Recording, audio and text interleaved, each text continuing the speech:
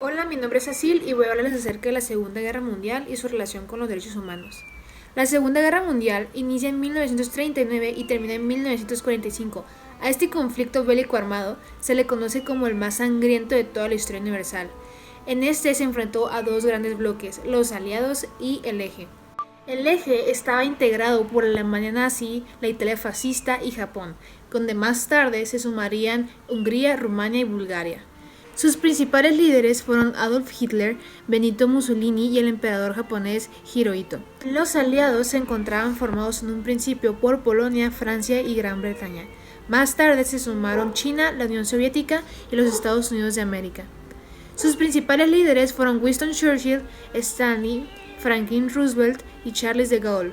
Se le considera la más sangrienta de todas las guerras por las muertes involucradas, por las enormes dimensiones territoriales del conflicto, la cantidad de armamento bélico empleado y las desgarradoras consecuencias históricas para la humanidad. En un breve resumen de la guerra, esta se desarrolló principalmente en tres escenarios distintos: el continente europeo, el continente asiático y el continente africano. En ellos se enfrentaron las tropas de los dos bandos opuestos, conocidos como los países aliados y las potencias del eje, así como los países involucrados voluntariamente o a la fuerza en un conflicto que no distinguió entre fuerzas militares y la población civil. En contexto de esta guerra se produjeron eventos sumamente trágicos para la civilización humana, como las muertes masivas en campos de exterminio y de trabajos forzados, o en la utilización por primera vez en la historia de armas nucleares de destrucción masiva sobre una población civil, esto es decir, las ciudades de Hiroshima y Nagasaki. A pesar de todos esos trágicos eventos, quiero hacer enfoque en el Holocausto. Holocausto, que es una palabra que significa sacrificio y que está vinculada en la Biblia con las ofrendas sangrientas a Dios del Antiguo Testamento. En el contexto europeo, se conoce el Holocausto como el genocidio perpetrado por los gobernantes del régimen nazi durante la Segunda Guerra Mundial, en contra de los pueblos que se consideraban inferiores, en particular contra el pueblo judío. Hasta el día de hoy, el Holocausto nazi se considera como la matanza sistemática de seres humanos más cruel que ha existido en la historia universal. En parte por el sistema milimétrico planificado que el nazismo implementó para llevar a la muerte a millones de personas y luego disponer de sus cuerpos cremándolos en hornos industriales y creando de ellos jabones, botones y otros materiales de uso común.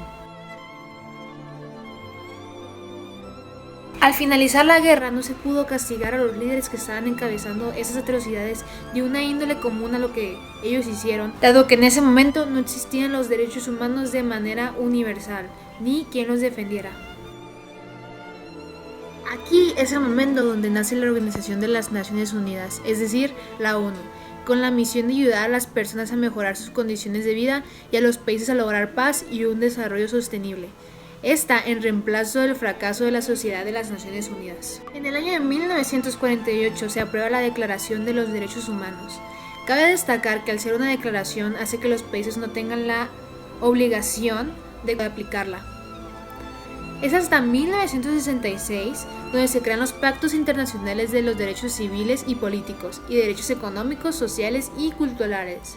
Por otro lado, y no menos importante, se encuentra la contribución de la igualdad de género, donde se crearon los derechos políticos de la mujer para contribuir a la no discriminación de la mujer y que fuera tomada en cuenta de las acciones políticas en ese entonces.